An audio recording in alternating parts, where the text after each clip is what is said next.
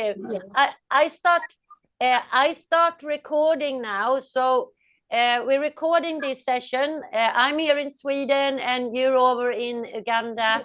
And we will talk about how to be a role model as a parent. And I will, yes, and I'm really pleased to give you this hands-on session where I will share my own experience and wisdom through my life dealing with children. Okay. Yeah. So I like to, is it okay that I just start to tell you a bit about the way I've been using, the way I've been using my skills and how I've been interacting with children over the last 10 years.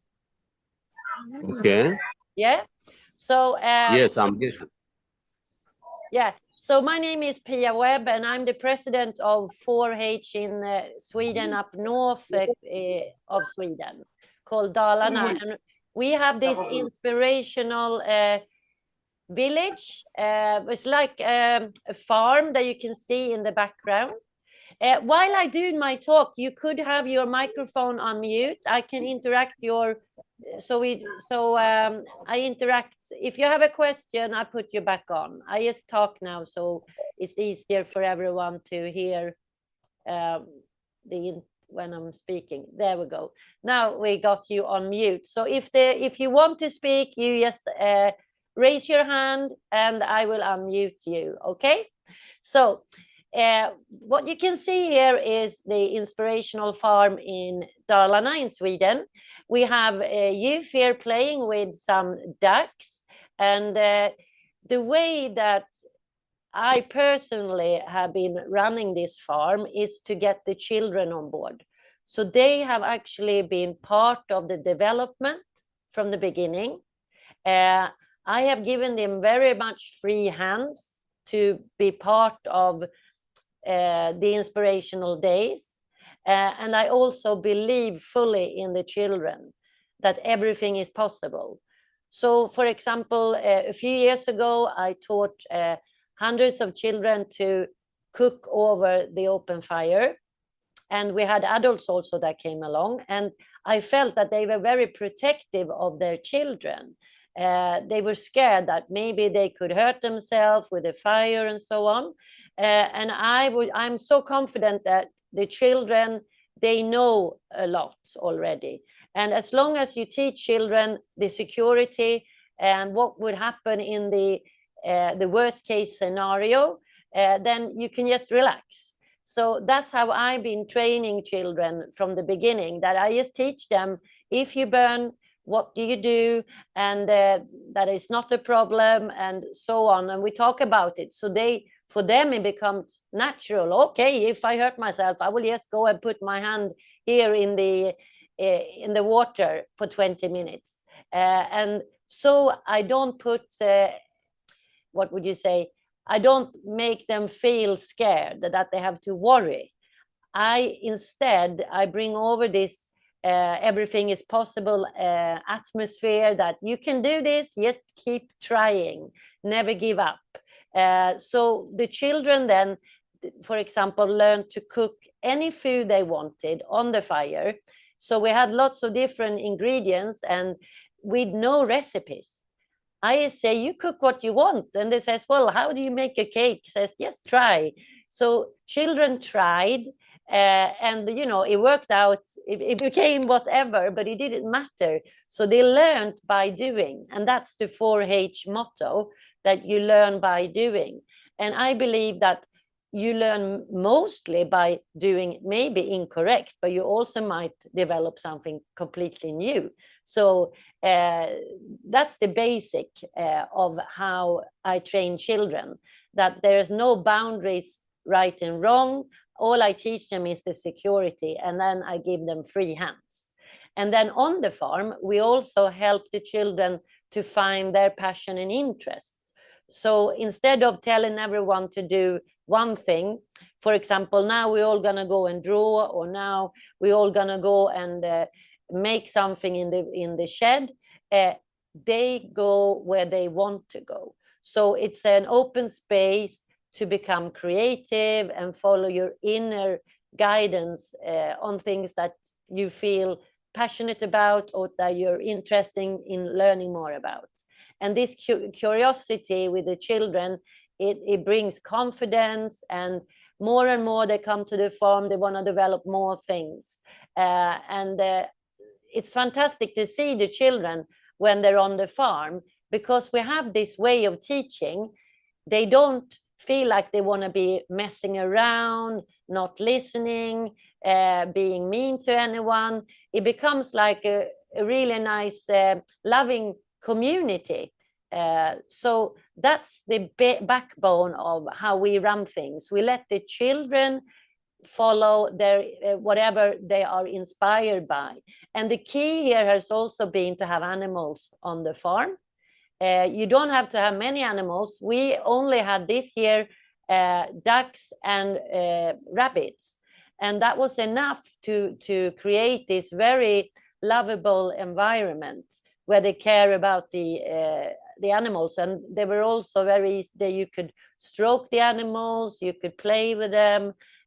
So that was the backbone, I think, of the success that we had over the years, is to let the children choose by interest and become enthusiastic about what they learn, and also have fun with other friends, especially around the fire. So that's been the main backbone of everything.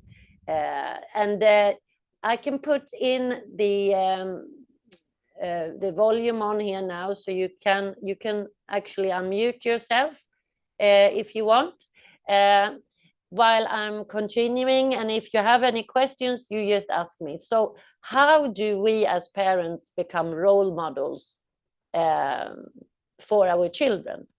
And here, for me, the biggest thing that we can do is to be our own best.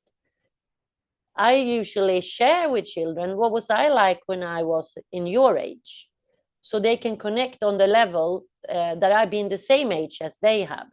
And then I also try to lead by example. Children, they learn from our behavior and not what we say. So if we can try to be in the heart when we communicate with the children, and also be very forgiving, and that we can take steps back and realize that if they are triggered by something that we say, or if they have a lot of anger inside of them, there's always a cause for this. So it's so important for us as adults to have the time to actually stop and listen to the child. Maybe take the child away and ask, what's happening? How is it feeling inside of you? I feel that you are getting angry. Is there something you want to talk about? Rather than being angry back towards the child and telling them to behave. Because what I've learned, if you are more loving to the ones that are not behaving, then they learn that they can be safe with you. Because I also think that, especially for your children in Uganda that are that don't have parents, that probably have gone through a really hard life, they have traumas stuck inside their bodies. So now that you rescue them and have them, that you are looking after them, it's so important that they feel safe there, and that anything that has to come out should be able to come out. But obviously, when you're in your school environment, where you have to have discipline and you have to have time for the training, it's important, I think, that you can talk about this openly with the children in smaller groups about what should we do if someone feels angry, if someone is upset, if someone feels lonely, and that you talk about all these different things that happens in school. And the children can help to answer, and they have all the answers. The children, they're amazing. So instead of us parents, adults telling our children what to do, I believe it's so powerful to ask the children, how would you like us to deal with this. And I have actually a questionnaire that you could ask your children, and where they could actually empower themselves to be part of the school development. So that's something that I like to discuss with you, maybe at the next time that we speak. But I think in the end, I think we all just have to go back into our own hearts and ask ourselves, how was my childhood? How would I have wished it was? Or how would I have liked my parents to be towards me or adults? So if you can bring back the child in you and meet the child on that level with the experience that you have as an adult and have that compassion, I think that is the best way to approach a child, no matter what situation the child is in or what behavior. We all just want love. And most of us have never experienced love. I mean, we people here in Sweden, we have also lack of love. So that's something that we have trained also to learn, how do you love someone and what is love? And this unconditional love. How can we love someone that is not kind towards us? And how can we help this person to come into the heart? Because really, there's only two ways. You either love someone, you're in love, or you're in fear. That's what I want to say. Yeah, so you're either fearful because what someone does to you might reflect on something that person's been through previously in life and gets triggered by what you say or do. So I think we have to realize that how someone acts to you today probably has nothing to do with you. It has to do with something in the previous life. So we just have to be very much forgiving, and this compassion is so important. So that's what I would like to say is the most important thing. So to try to talk out of your heart, understanding that it's hard, but everything is possible, and that you bring that over to the children. We can do whatever we want. Together, we can overcome anything. And like I've said to many children, that if you just have one person that believes in you, that's enough for you to succeed in life. So it's important for you, to caretakers, to really see each individual as someone that will succeed in whatever they are meant to be. And they're all different. And you are such role models, the way that you teach children. You teach them the backbone of what life is all about. How to grow your own crops, how to you do, even I saw here the other week, you were doing your own chairs, you've been cutting, they cut each other's hairs, you make your own shoes, you have your own animals. It's fantastic. So you are role models for people that are better off than you. So I think also that your children have to realize that you are educating them for life. You are true role models for the 4-H concept. You learn by doing. So very big, what should I say? Put the hand on your heart and be very grateful what you have achieved with these children. So keep on going and never stop believing in each child's possibilities. And if someone doesn't want to sit in the classroom, it's hard to sit still, get that person to be able to go away and do something for a while, 10, 20 minutes, so you can try to get that person to calm down again, because it could be whatever reason that it can't sit still. I don't believe in to force someone, sit on the chair, we're finishing this class. No, I think it's better to take the child away if possible, if you have the resources. Talk to the person out of love. What's going on? Is there something you want to share? What would you like to do if everything was possible right now? I like to go and feed the ducks or whatever.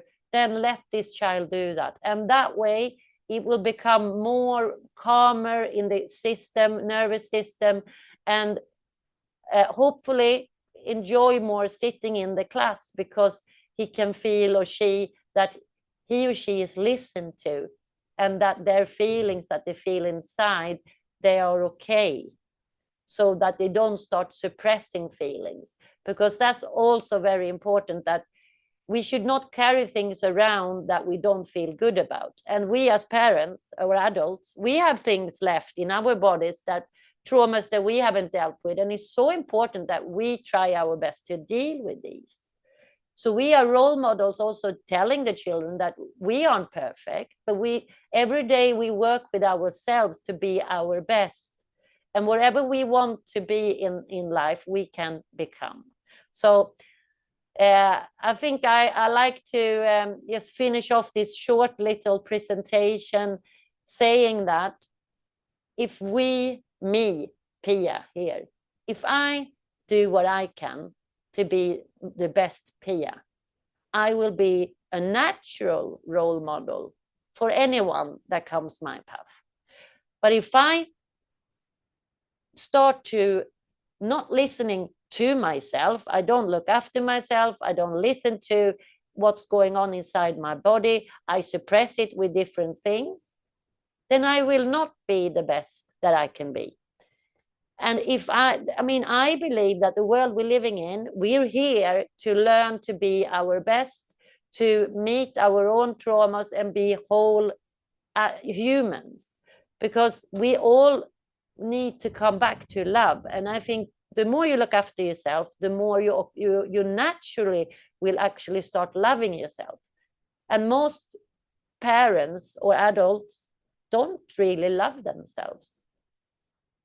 And children have the ability to start loving themselves at a young age if we give them the tools and the motivation, inspiration that you can do this, I believe in you, no matter where you come from. You can love yourself here and now, and we are here to guide you. So so love is the way. So I see if I can unmute you all, so you can all speak. If you can press, let's see here how it goes. Is there any one of you that can get the volume on? Microphone.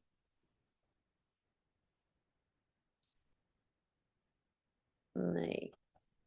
Jag ska se here. Technical. Yeah. Hello. Great. I hear you. Hello. Is it Alex? Can you hear me, Alex? I hear a lot of noise in the background. Yes, I can hear you. Yeah, did you hear Yes, my but the talk? members are out of the program. Yeah. You were all. Most of the members are out. Did you have a question? Some members need to be added. Yes. I have some questions for you. Yellow, you have given me a lot of questions. Do you want me to run through the questions? Yes. Yeah. How can I discipline a child effectively? The best way. Yes, that one. Yeah, the best way is to take the child away. Yes. Or have them in the classroom, all of the children together. How can we discipline you in a better way? Or how can we make everyone feel welcome and happy at school? How should we act when someone is not listening? Ask the children to help you. Sorry. Some participants are out.